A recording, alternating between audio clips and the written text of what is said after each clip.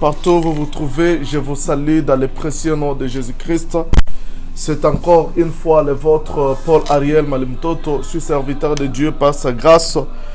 Et aujourd'hui, j'ai un thème que je viens partager avec vous.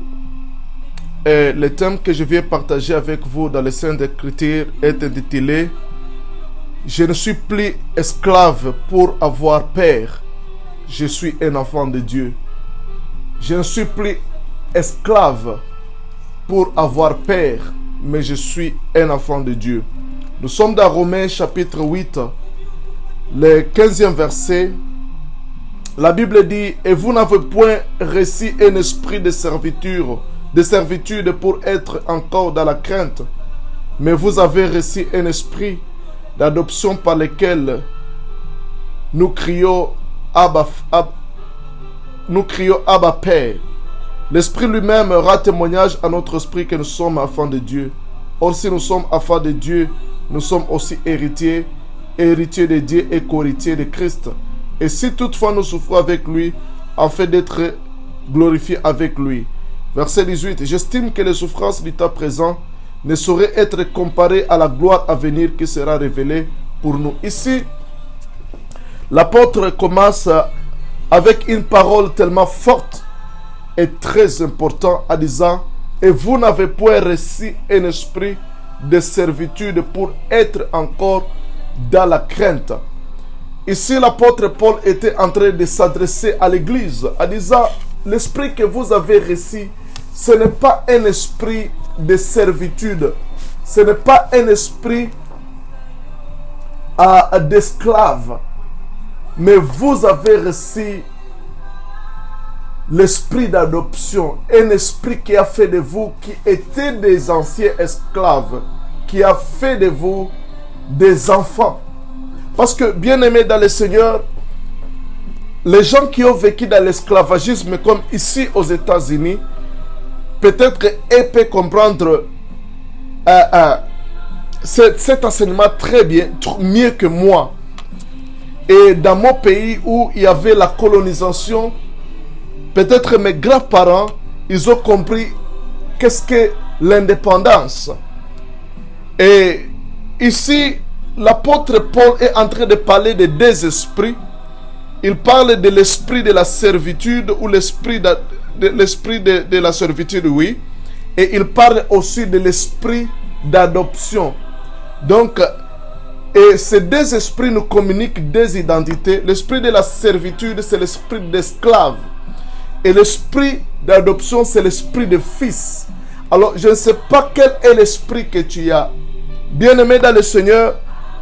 Mais ici, l'apôtre Paul s'adresse aux chrétiens, aux enfants de Dieu, en disant ceci. Vous n'avez point reçu un esprit de servitude pour être dans la crainte. Un esclave vive dans la peur constante. Un esclave, il a toujours été rejeté. Il a toujours vécu dans la peur d'être rejeté parce qu'il n'a pas fait bien son travail. Il peut être chassé par son roi, par son maître. Un esclave vit dans la peur d'être puni s'il ne fait pas son travail comme il le faut. Un esclave a peur de l'avenir parce que un esclave n'a pas d'héritage, mais un fils a l'héritage. Un esclave n'a pas l'héritage. Il peut travailler, il peut bosser toutes les années de sa vie, il peut bosser pendant 50 ans, mais il n'a pas d'héritage. Celui qui bénéficiera de toute la richesse, ce sera le fils de celui qu'il sert. Parce que ce sont eux qui hériteront ces richesses. Et même la Bible déclare que, si vous lisez dans Galates chapitre 4, verset 30 à 31, la Bible dit ceci, que l'esclave n'héritera pas avec le fils.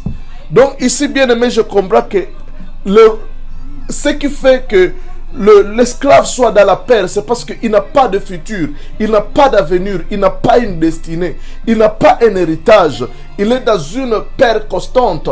Bien-aimé dans le Seigneur, mais l'apôtre Paul a trouvé cette attitude dans la vie de plusieurs chrétiens et il a dit que nous ne sommes plus esclaves pour être dans la peur. Bien-aimé dans le Seigneur, laisse-moi te dire que tu n'as pas à avoir peur de rien. Parce que tu n'es plus esclave. Dès le jour où tu as donné ta vie à Jésus, tu es passé de l'esclave à fils. Tu as été adopté. Oui, tu étais un ancien esclave, mais tu as été adopté par le Maître. Tu as été adopté par Dieu. Et aujourd'hui, tu n'es plus esclave, mais tu es fils.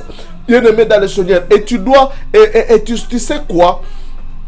Un esclave pour sortir de la mentalité de l'esclavagisme, parce que l'esclavagisme c'est un esprit. Voilà pourquoi il a dit que nous n'avons pas de l'esprit de la servitude. Beaucoup de chrétiens, ils sont déjà sauvés, ils sont enfants de Dieu, mais ils ont encore cette mentalité d'esclave.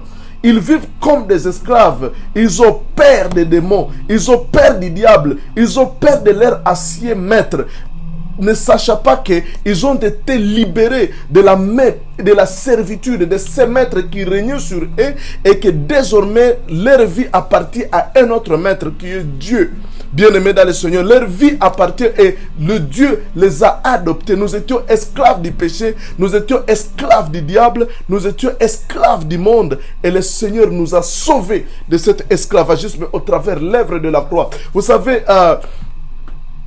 il y avait une femme ici aux États-Unis qui s'appelait Harriet Tubman. Cette femme était une femme brave. Cette femme, on l'appelait dans le 18e siècle, on l'appelait le Moïse parce que lui, son rôle, quand il y avait des esclaves noirs ici aux États-Unis, et à cette période-là, cette femme avait pris l'initiative il a fui d'abord, il s'est libéré de l'esclavagisme, il a fui et il n'a pas voulu fuir seul. Il a beaucoup travaillé, il allait dans des camps, dans des champs des esclaves pour racheter les esclaves. Il volait les esclaves, il les rachetait. Il leur disait à ses frères noirs que nous ne pouvons pas continuer à être des esclaves. Nous devons nous libérer de l'esclavagisme. Et l'histoire dit que cette femme a libéré beaucoup d'esclaves noirs et il les a menés dans la terre qu'il appelait la terre promise, la terre libre au Canada. Alors cette femme était comme celui qui rachetait les gens de l'esclavagisme. Il les rachetait, il les sauvait de la main de leurs maîtres, de leurs méchants blancs qui dominaient sur eux. Bien-aimés dans le Seigneur, nous aussi nous étions sous l'esclavagisme du diable. Nous étions dominés par les démons. Nous étions dominés par le monde. Nous étions dominés par les péchés. Parce qu'il y a trois sphères qui dominent, qui est comme maître. Il y a le monde, il y a le péché, il y a le diable qui dominait sur nous. Mais Jésus est venu nous racheter. Mais bien aimé, quand nous sommes rachetés, nous devons changer cette mentalité de pécheurs. Parce qu'il y a beaucoup de gens qui sont sauvés de l'esclavagisme du péché. Mais ils sont encore la mentalité des pécheurs. Tu verras un chrétien qui ne vit que dans la peur du péché. Donc il se voit toujours pécheur. Bien aimé, tu as été racheté. Tu dois avoir l'attitude des saints, de quelqu'un qui a été racheté du péché. Les autres sont encore assujettis au système de ce monde. Ils veulent être comme ce monde. Les autres sont encore la conscience des démons. Ils savent que non, même si Jésus est à moi, mais le diable, les démons habitent encore à moi. Voilà pourquoi ces gens vont de délivrance à délivrance, délivrance à délivrance, parce qu'ils pensent toujours qu'il y a un démon en eux. Parce que les choses ne marchent pas dans leur vue, ils prétendent qu'il y a un esprit, il y a un démon. Bien aimé, ça sous l'attitude d'esclaves. Et beaucoup de pasteurs, beaucoup des évangélistes, aujourd'hui des prophètes, sont en train d'aller des églises à églises pour donner les gens la conscience des démons. Ils leur disent que non, bien-aimé, l'œuvre de la croix ne suffit pas, être sauvé ne suffit pas, recevoir Jésus ne suffit pas, il te faut passer dans d'autres processus de délivrance. Mais bien aimé dans le Seigneur, nous devons nous confier dans l'œuvre finie de la croix. Quand Jésus nous a sauvés, il nous a délivrés. Bien aimé dans le Seigneur, c'est question de mentalité, c'est question de conscience. Bien aimé, voilà pourquoi l'apôtre Paul appelle l'église au renouvellement de l'intelligence. Nous devons renouveler notre intelligence pour comprendre que non, nous sommes sauvés, nous sommes libérés, nous ne sommes plus esclaves. Nous devons quitter la mentalité d'esclave à mentalité de fils. fils. Nous sommes fils, nous ne sommes plus esclaves pour avoir dans la paix. Bien-aimé dans le Seigneur, même si tu vois des résistances dans ta vie, si tu vois des problèmes dans ta vie, si tu vois des situations difficiles dans ta vie, que cela ne puisse pas te ramener dans la mentalité mensongère de l'ennemi pour te dire que non, tu vois, tu es encore possédé, tu es encore un démon. Il faut, et moi j'ai été là et j'ai combattu démons, mais rien n'a changé jusqu'à ce que j'ai pris l'attitude de fils. J'ai dit, je suis fils et je prends ma position de fils et je vais m'asseoir dans ma position de fils. Bien-aimé dans le Seigneur, et dès ce jour-là, les choses ont commencé à changer dans ma vie. Alors, laissez-moi te lire un verset de Galates. Il y a beaucoup de fils, tu es déjà fils, mais tu as encore la mentalité d'esclave. La Bible dit dans Galates chapitre 4, verset 1. Or, aussi longtemps que l'héritier est enfant, je dis qu'il ne diffère rien d'un esclave, quoi qu'il soit maître de tout. La Bible dit que c'est un héritier, un héritier, quand il est encore enfant, il ne diffère pas d'un esclave. Un enfant, c'est quelqu'un qui n'a pas de jugement. Un enfant, c'est quelqu'un qui n'a pas la connaissance. Un enfant, c'est quelqu'un qui ne connaît pas qui il est, qui passe comme un enfant. Alors, bien-aimé dans le Seigneur, tu dois quitter cette attitude d'enfant et de grandir à devenir fils, afin de commencer à jouir de l'héritage que tu as. Bien-aimé dans le Seigneur, voilà pourquoi je dis, nous n'avons pas reçu un esprit de servitude. Tu n'es pas dans la servitude, tu n'es pas esclave pour être dans la paix, mais tu es fils. La Bible dit, dans Romains chapitre, toujours dans le chapitre là où nous avons lu, la Bible dit, mais vous avez reçu un esprit d'adoption par lequel nous crions Abba Père. L'esprit d'adoption par lequel nous prions Abba Père. Nous avons reçu un esprit qui vient nous connecter et qui nous donne à cet courage-là d'appeler Dieu notre Père. Abba veut dire un père qui aime. Donc nous avons reçu un esprit qui nous convainc que nous avons un père qui nous aime. Abba veut dire père aimant, père qui aime. Ce n'est pas seulement un père. Tu peux avoir un père mais qui ne t'aime pas. Tu peux avoir un père qui est méchant avec toi. Mais le père qui nous a adoptés, notre Dieu, au travers l'œuvre de la croix, au travers le sang de Jésus-Christ, c'est un père qui nous aime. Il est un père qui t'aime. Un père qui aime, ce n'est pas celui qui est dans la joie quand il voit son fils souffrir. Bien-aimé dans le Seigneur, un père qui aime, ce n'est pas celui qui sera dans la joie, qui frappera même son fils de la maladie. Bien-aimé, je n'ai jamais vu, et je suis parent, et je ne peux pas permettre que mon enfant devienne malade. Parce que les autres disent que cette maladie, c'est Dieu qui l'a affligée sur moi. Et Dieu est en train de me corriger. Il est en train de m'enseigner au travers de cette maladie. Bien-aimé dans le Seigneur, à quand? Bien-aimé dans le Seigneur, depuis quand la maladie est devenue enseignant de l'église? Dieu ne peut pas t'enseigner par la maladie. Dieu t'enseigne au travers du Saint-Esprit. Dieu t'enseigne au travers de ses serviteurs. Dieu t'enseigne. Dieu a différentes voies de t'enseigner. Et ce sont des voies qu'il a tracées. Il dit, quand l'Esprit viendra, il vous enseignera toutes choses.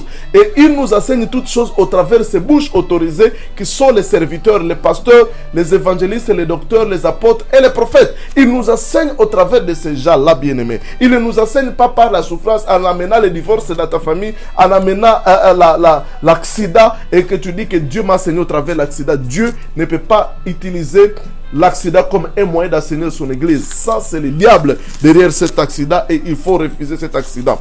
Bien aimé, nous sommes devenus enfants de Dieu. La Bible dit que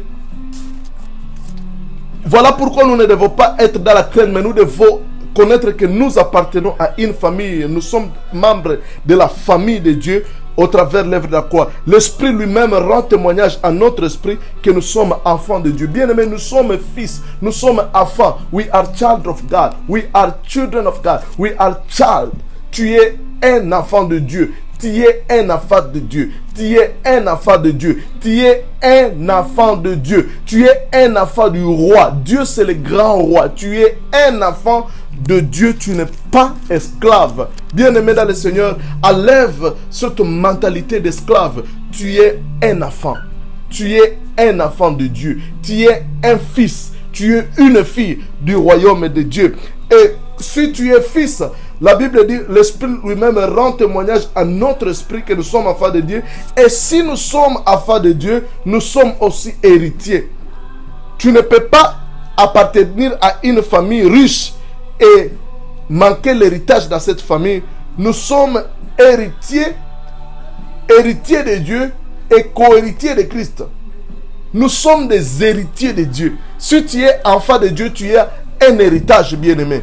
Et tu es co-héritier avec Jésus. Donc tu hérites avec Jésus. Ce que Dieu a donné comme héritage à Jésus, toi aussi tu es participant de cet héritage, bien-aimé. Tu co-hérites avec Jésus. Tu hériteras avec Jésus. Ce qui appartient à Jésus, tu l'auras. Tu auras ta part, mais tu auras aussi la part que Dieu a réservée à Jésus. Et il l'a déjà. Il n'a pas dit que nous serons héritiers. Il a dit nous.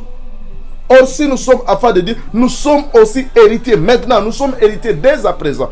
Ce n'est pas l'héritage que nous attendons dans la vie éternelle. C'est l'héritage présent. Nous avons déjà l'héritage. Cet héritage nous est donné à partage, bien-aimés. Et nous sommes co-héritiers avec Christ. Nous co-héritons avec Christ présentement, bien-aimés, dans le Seigneur. Bien-aimés, tu sais quoi? Beaucoup de gens ne sont pas en train de jouir parce qu'ils manquent la connaissance, parce qu'ils sont encore affaires, ils ont la mentalité d'esclave. Voilà pourquoi la Bible dit dans Ecclésiaste que ce qui m'étonne, c'est de voir les esclaves marcher sur des chevaux et des presses marcher à pied. Voilà, c'était l'étonnement de Salomon. Voir les esclaves sur des chevaux et des héritiers à pied. Des chevaux dans les temps anciens, c'était comme des limousines. C'était comme des limousines. C'était comme des Ferrari aujourd'hui. C'était comme des Range Rover. C'était comme des Mercedes-Benz à l'époque. Mais la Bible dit que je vois des esclaves dans des Range Rover. Et aujourd'hui, ça se fait. On voit des gens qui ne connaissent pas même Dieu. Ils sont dans des Range Rover en train de fumer, en train de se droguer, dans de belles voitures. Bien-aimés dans le Seigneur, mais les fils de Dieu, les fils du royaume, les fils du grand roi marchaient à pied dans l'hiver, pendant l'hiver, sous le froid. Ils ne savent pas, ils sont dans de mauvais endroits, de mauvaises maisons, mauvaise vie. Leurs affaires étudient dans des écoles de mini, ils n'ont pas quoi mettre sur leur table. Bien-aimé dans le Seigneur, ça ce n'est pas le problème de Dieu, c'est ton problème. Tu dois changer de mentalité. Tu dois avoir la mentalité royale parce que tu appartiens à la famille de Dieu. La Bible dit que nous n'avons pas à avoir père. Pourquoi un enfant ne peut pas avoir père, un enfant de Dieu? C'est parce qu'il a un héritage. Il a un héritage. Mais comment est-ce que nous devenons enfants de Dieu? Comment est-ce que nous devenons enfants? Bien-aimés dans le Seigneur, nous devenons enfants de Dieu au travers de la nouvelle naissance. La Bible dit ceci dans Jean chapitre 1. Parce que, bien-aimé, si tu n'as jamais expérimenté la nouvelle naissance, tu es encore esclave. Et si tu veux vraiment jouir de la bénédiction de fils que je vais définir dans quelques minutes, bien-aimé dans le Seigneur, tu dois avoir expérimenté ce que je vais te dire ici. Si vous lisez dans l'évangile selon Jean, chapitre 1, verset 12, la Bible dit, mais à tous ceux qui l'ont reçu et à ceux qui croient à son nom, il a donné le pouvoir de devenir enfant de Dieu. À ceux qui l'ont reçu et qui croient à son nom, il a donné le pouvoir de devenir enfant de Dieu. Bien-aimé, tu dois recevoir Jésus dans ta vie et tu dois croire à son nom. Tu dois croire à l'œuvre de la croix pour devenir enfant de Dieu. Bien-aimé, si tu as déjà reçu Jésus comme Seigneur et Sauveur, bien-aimé, dès ce jour-là, bien-aimé, tu es devenu enfant de Dieu et tu es devenu participant de la nature de Dieu. Tu es devenu héritier de Dieu, enfant de Dieu. Tu n'es plus esclave.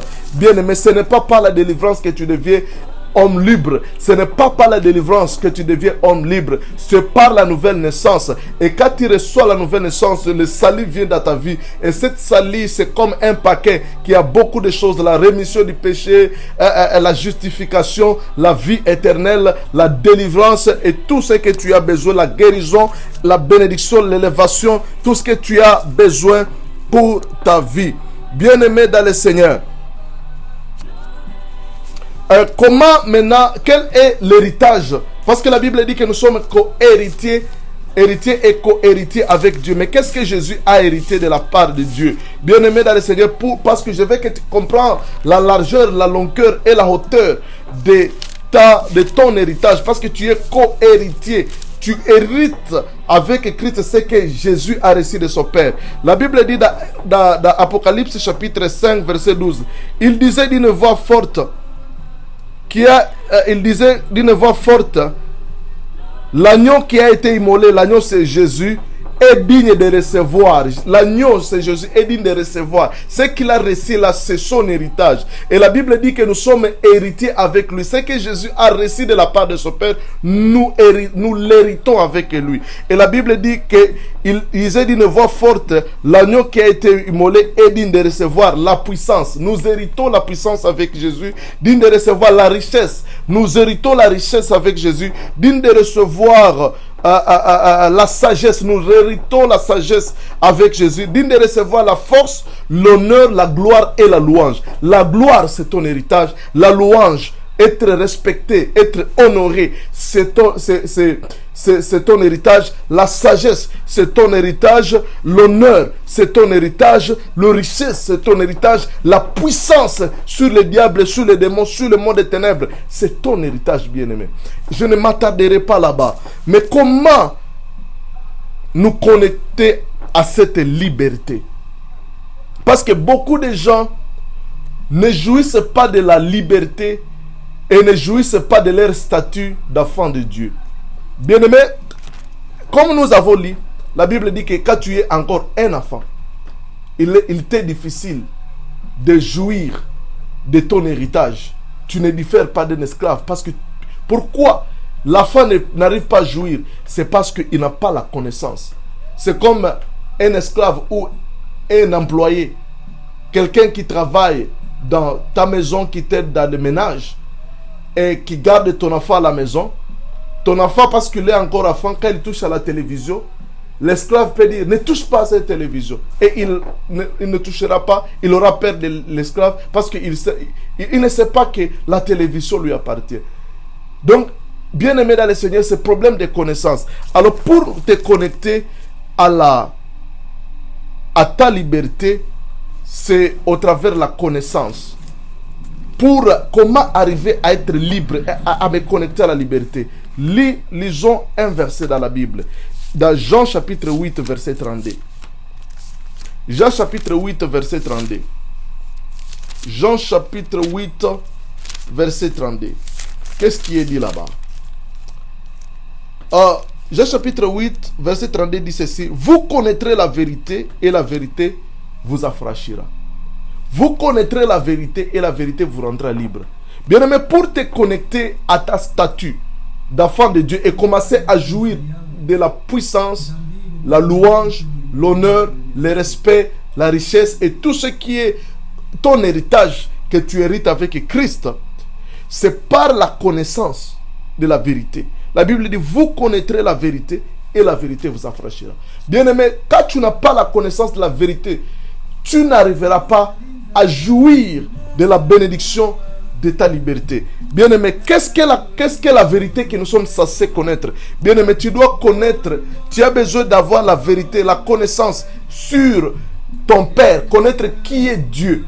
Parce que la Bible dit que si nous sommes enfants de Dieu, si nous sommes fils, la Bible dit que nous sommes devenus enfants de Dieu. Alors tu dois connaître ton Dieu. Qui est Dieu pour toi? Dieu était Père pour toi. La première connaissance de la Bible, vous connaîtrez la vérité. La première connaissance de la vérité que tu as besoin de connaître pour te connecter à ta liberté et jouir de la liberté, c'est de connaître ton Dieu. La Bible dit que le peuple qui connaît, dans Daniel chapitre 12 verset 30, le peuple qui connaîtra son Dieu agira avec fermeté. Bien aimé, le grand problème que les chrétiens souffrent, ils n'ont pas la connaissance de Dieu. Ils ne savent pas qui est Dieu. Ils ne savent pas qui est Dieu pour eux. Ils savent, ils ont une connaissance générale que non, Dieu existe, Dieu créateur du ciel et de la terre, Dieu a fait tout, mais ils ne savent pas qu'est-ce que Dieu représente pour eux. Bien-aimé dans le Seigneur, la Bible dit que Dieu est pour toi un Père, Abba Père, un Père qui t'aime, un Père qui ne te rejettera pas, un Père qui a compassion de toi. Quand tu es malade, Un père, quand il voit son fils ou son enfant malade, il se sent mal. C'est ce que Dieu est pour toi. Bien-aimé, Dieu n'est pas dans la joie. Dieu n'est pas insensible à ta souffrance. Même Jésus avait dit, si vos pères méchants qu'ils sont, savent donner du pain à leurs enfants et savent donner à leurs enfants ce dont ils ont besoin, à combien plus forte raison votre Père Céleste aura-t-il compassion de vous? Si moi je peux avoir compassion de mes enfants, je travaille durement pour que mes enfants puissent être dans un endroit confortable, payer la maison, payer l'internet, payer la nourriture, donner payer les vêtements pour les enfants, les habits, tout ça, les amener à l'école, les donner une vie c'est parce que je les aime. Et bien aimés dans le Seigneur, méchants que nous sommes, Jésus avait dit, méchants que vous êtes, vous savez donner à vos enfants ce dont ils ont besoin. À combien plus forte raison votre Père qui est dans les cieux, votre Père qui vous aime. Bien aimé dans le Seigneur, bien aimé, ne crois pas que Dieu est insensible. Dieu est tellement sensible. Dieu est tellement concerné par cette situation. Dieu est tellement concerné à ce que tu traverses dans ta vie.